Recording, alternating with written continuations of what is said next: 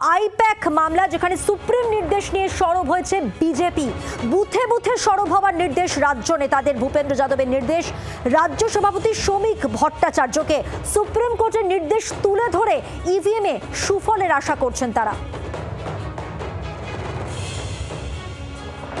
রাজীব চক্রবর্তী প্রতিনিধি রয়েছেন, আরো বিস্তারিত জানাবেন। রাজীব, দেখো, আইপ্যাক মামলায় সুপ্রিম কোর্টের যে নির্দেশ এবং যে পর্যবেক্ষণ তা গ্রামে গঞ্জে বুথ স্তরে তুলে ধরার সিদ্ধান্ত নিয়েছে বিজেপি। তারা মনে করছে যে এক্ষেত্রে তৃণমূল এবং বিজেপির মধ্যে যে সমঝোতা বা সেটিং এর তত্ত্ব বাংলা জুড়ে রাজনৈতিক মহলে শোনা যায় তা খণ্ডন করার জন্য এটি সব থেকে ভালো একটি কারণ হতে পারে, এবং সেই কারণে তারা কেন্দ্রীয় নেতৃত্ব ভূপেন্দ্র যাদব গতকাল তিনি রাজ্য বিজেপির সভাপতি শ্রমিক ভট্টাচার্যকে ডেকে পাঠিয়েছিলেন।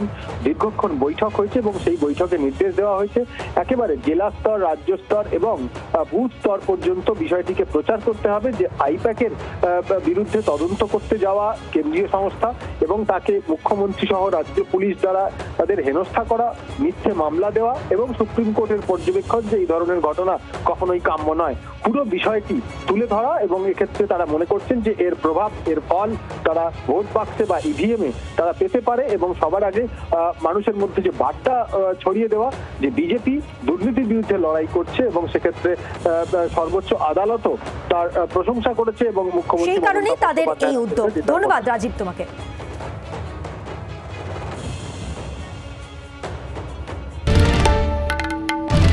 বাংলার আওয়াজ, বাঙালির আবেগ, জি 24 ঘন্টা।